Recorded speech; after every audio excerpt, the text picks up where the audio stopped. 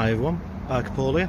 So I'm back at SMC Bikes as today I've been given the chance to take out a Ducati Multistrada 950S. Really looking forward to this. It's a brand new bike and SMC have only just got it in, so it's new for 2019. I'd just like to say thank you to everyone who subscribed to my videos so far, subscribe to my channel.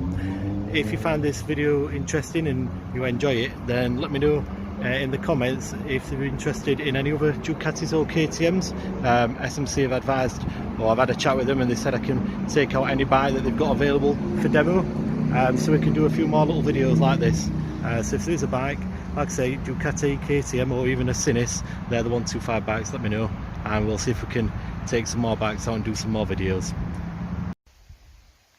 Here it is then, the 2019 Ducati Multistrada 950S.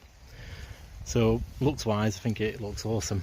I really like the styling. It's lovely and sharp at the front end. You've got the LED lights, the indicators built into the mirrors, and the whole profile of the bike really sporty. In this lovely red colour, the Ducati red, fantastic looking. So this is the engine. It's a 937cc twin cylinder liquid cooled engine, puts out 113 horsepower. It's 96 newton meters of torque at 7,750 rpm. This is a tester stretta engine. Okay, it's really torquey. It's a low mileage bike, this one. It's done only about 100 miles so far, so it's still kind of been running, but there's plenty of power. You can tell, you know, as soon as you accelerate. It sounds excellent as well. With being a twin cylinder, it sounds awesome. So engine so far fantastic. You know, you're not going to be wanting for power with this engine. Brakes then, it's got 320mm discs with Brembo monoblock 4-pot radial caliper brakes there, you can see. So really powerful, plenty of stopping power. Here you've got a 265mm disc with the 2-pot Brembo caliper. The weight of the bike is 207 kilograms dry. You've got a 20 litre fuel tank here, and the seat height is 840mm. It's quite high once you're on the bike because it's a fairly upright riding position, but that's fine because it gives you a good view of the road. I'm about 6'1" and I can put my feet comfortably on the ground, so no problems for me personally on this. The tyres are the Pirelli Scorpion Trail 2 tyres. Kind of adventure based tyres, I guess, but plenty of grip. It's no problem so far. Like I said, they're still kind of been running as well, the tyres, but excellent. Not had any issues and I feel confident riding the bike. Electronic wise, so you've got a 5-inch full colour TFT screen there. It's got traction control, ABS and cornering ABS. You've got riding and power modes. It's got the LED headlights and these are also cornering lights, so they look fantastic. You've got self-cancelling indicators, vehicle hold control, so I think that's for the hill hold control. You've got backlit switch gear, so you can see some of the light elements behind the switch gear there, so that lights up. You've got an up and down quick shifter, just there. And also you've got the electronic suspension on this S model, so it's called the Skyhook, Ducati Skyhook suspension, so you can adjust the suspension when the bike is stationary or even on the move, I believe. And you've also got cruise control, so you can set the cruise control from there. The switch gear is nicely laid out. You've also got this kind of little switch here, if you can just see that, that's if you install heated grips. So it doesn't have heated grips as standard on this bike, but if you install them as an optional extra, you can control it from there. Before we go over the screen then, I'll just go through the pricing. So this is the 950S model. So this is £13,355, the price as it stands today. The 950, the base model, is £11,755, so you've got a difference of £1,600. You do get a lot of features though over the standard model. So the 950S has this electronic suspension, we'll show you that shortly, the quick shifter, cruise control, the full colour TFT screen over the standard screen, the display and the backlit switch gear, so you are getting an awful lot for your money over the standard model. Also the Multistrada, as probably aware, it comes in the 1260 version, 1260 model, and that base model for the 1260 is 14,355. So for £1,000 less, you're getting a lot of equipment and a lot of electronics and features that are unlikely to be on that 1260 base model. So it's lovely and clear. So in terms of the standard display, you've got obviously a time, you've got a range meter, you've got the features here in terms of the quick shifter, traction control, ABS. You've got your gear indicator. I like that gear indicator because it's separated from the rest of the display by that plastic surround. It's only a little feature, but it makes it easy to see, you know, straight away which gear you're in, separated it from the rest of the screen, because these screens, obviously on modern bikes, they have a lot of information and they can tend to get a bit cluttered, so it's nice to see that separated away. But everything, like I say, really clear on here. So you've got the little menus down on this side. So basically you can see it's in the touring mode as well down at the bottom. It's telling me it's on the side stand, so you can control the menus using this little toggle switch here. So if we have a look at the press on there, so we've got riding mode, info mode, pin code. I think that's relating to the keyless keyless fob, or the key fob. You've got lap options, backlights, that's for switch gear, date and clock, units, service, tyre calibration, load mode, indicators, so that's the self-cancelling indicators, and then an info section. If we go back up a little bit,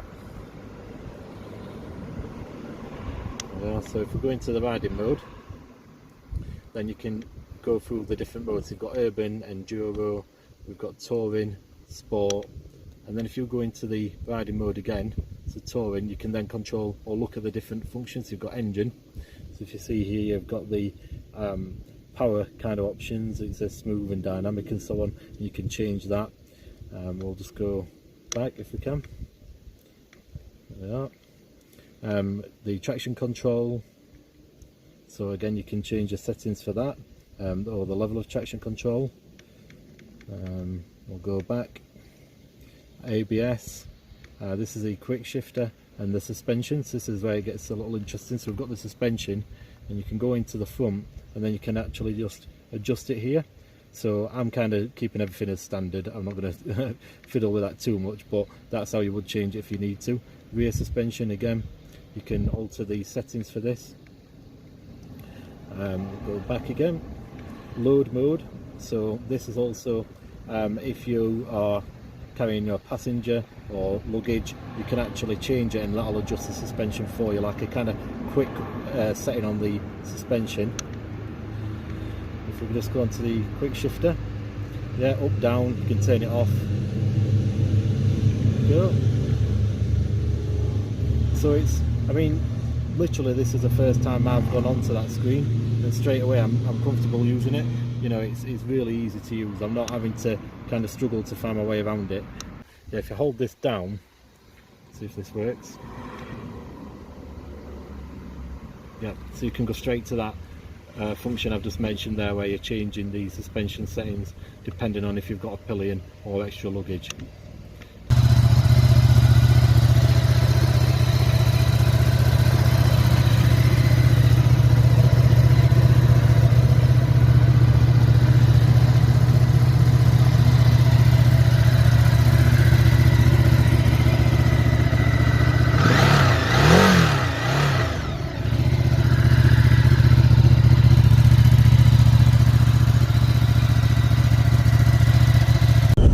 Okay, so in terms of riding position then, like I say, it's lovely and upright, not a stretch to the bars, nice and level, kind of perfectly positioned really. You've got these hand guards, or knuckle guards as you want to call them, adjustable levers. The seat is really comfortable, lots of padding, it's quite roomy so you can move around in it, fairly narrow towards the front, but yeah, it is roomy, and like I said, really comfortable. You know, 113 horsepower is not to be sniffed at. It's more than enough for what you need, you know, just kind of touring and long journeys and rides and so on. But it's a nice, easy-going, relaxed engine as well. So, you know, through towns and commuting and so on, it's a lovely, predictable and laid-back engine, I would say. But when you want to go quick, it'll go quick. In terms of the handling on the bike, it's perfect. You know, I've not changed any of the settings suspension wise. It's just as it came standard from SMC. I don't really feel like I'd need to. I mean, yeah, you might want to change the tech of the pillion, or depending on kind of the riding you're going to be doing, but in this default kind of position it's perfect. Like I say, I'm only going steady, I'm not going quick today, so I'm not going to be really pushing it as such, but it's soaking up the bumps nicely. It's not too firm, it's kind of progressive, I would say. I'm not being thrown out of my seat, and likewise the front is not diving or anything like that. It's just lovely and smooth. You could easily ride this bike all day. You know, in terms of the suspension and the seating position, you'd have no problem at all in riding this bike for a long period of time. In terms of its competition, you know, you're looking at bikes like, I guess, the Africa Twin, you've got the Kawasaki Versys, Yamaha Tracer. There's a lot of bikes out there, and that's not even including, you know, the BMW GS, you've got the Tiger, the Triumph Tigers and so on. So there's an awful lot of competition, but this is kind of the premium end of the market. Obviously it's a Ducati, so you're getting that little bit of something extra special in terms of the bike, the brand, you know, the fit, the finish, something a bit of an exotic bike really. But you're also getting that equipment, so they've not skimped. You know, everything that you would ever need is on this bike really. The only negative I would say would possibly be heated grips. You know, it'd be nice if they were fitted as standard, but you can get them as an optional extra, and the bike is set up for them. Just be nice if they were kind of included. Other than that, I can't really see anything. It's difficult to fault this bike, and a slight vibration on the right hand mirror, if you can, don't know if the video's picking this up, but again, nothing major, and that might just need tweaking, you know, just tightening a little bit or something like that. But especially for a new bike as well, in terms of the mileage on this, you know, sometimes you get on a new bike and everything's clunky, you know, when you're trying to change gear, it's really clunky up and down the gears, and you know, it's just, you can kind of get that feeling when you're picking up a new bike sometimes that it's going to take a while to bed in and everything's really stiff. But on this, it already feels like it's been running, you know, everything's that smooth. The gear is changing gears just like silk, it's no resistance whatsoever. The great thing about this bike is you could basically get it from the dealer, you wouldn't have to do much, as in, you know, it's not where you think, oh, the brakes aren't really up to it and the suspension could be better. Sometimes bikes have little niggles, or, you know, you might get a bike and think, oh, I wish I had a quick shifter. This, as standard, basically comes with everything, and even the little extra touches that Ducati have added. Like I say, it's great that they've got the self-cancelling indicators, and, you know, the cruise control and the vehicle hill hold and the cornering lights. A lot of those are intended for the purpose that this bike is made for, you know, for touring and classes like an adventure bike. So, you know, you've got excellent brakes, the suspension's spot on, the riding position's perfect, it feels fantastic, it's really comfortable, you know, it's really difficult to fault. And the only kind of mod I would make if I were buying this bike would potentially be to the heated grips. I think I'll probably get heated grips, and maybe, you know, a little bit of frame protection or engine protection, crash bungs and the like. But other than that, I don't think it needs much. Okay, so we've got quite a clear road here, so we'll give the quick shift a little go. Yeah, to be honest, that's perfectly smooth, no problem there at all. I didn't go into that higher rev, but yeah, I can imagine that obviously the quicker you're going, the easier that'll be and the smoother. But to say how new the bike is, that wasn't clunky at all, you know, straight into position, so I can't fault that. Downshifting there, back up again. Yeah, I mean, obviously I weren't really even matching the speed to kind of the revs, or that wouldn't be an instance where you would change gear, but to kind of quickly test it without even really pushing the engine, you know, you can tell that that's been well thought out, well engineered and lovely and smooth. Okay, so just on his way back to SMC. All in all, been a brilliant day. This bike's awesome, you know, you can't say enough really how good this bike is. One thing I did kind of forget to mention is the Ducati app. I think it's called My Link or My App. I'll put a description and a link to that below this video. It's a smartphone app that you can link to this bike, and it's all fully customizable. You can even alter the settings on the bike. So again, just another little bonus that Ducati have thought about, and it kind of puts this bike just on that level above the others. So yeah, really enjoyed it and can't praise the bike enough.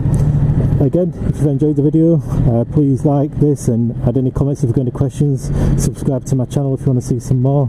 And again, if you want to put any comments with regards to any bikes that you might want to